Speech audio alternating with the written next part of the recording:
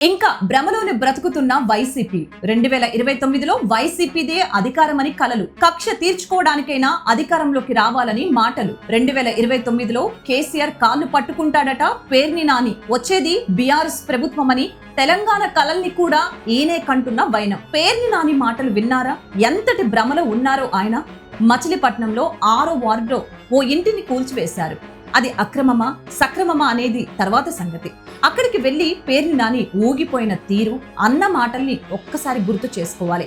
2029లో మంత్రి కొల్లు రవీంద్రకు చుక్కలు చూపిస్తారట. అంటే 2029లో అధికారంలోకి వస్తారనే భ్రమలోనే ఇంకా బతుకుతున్నారు. పోని కర్మకాలి అధికారంలోకి వచ్చారని అనుకుందాం. ఆ అధికారం దేనికట? కక్ష సాధింపులకట.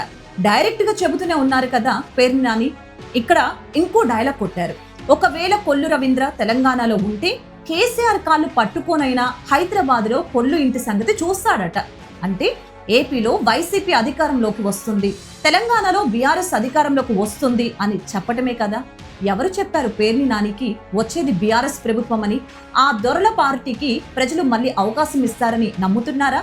పోనీ ఆ దొరల పార్టీ నియంత నేత మళ్ళీ అధికారంలోకి రావాలని పేర్ని నాని కోరుకుంటున్నారా?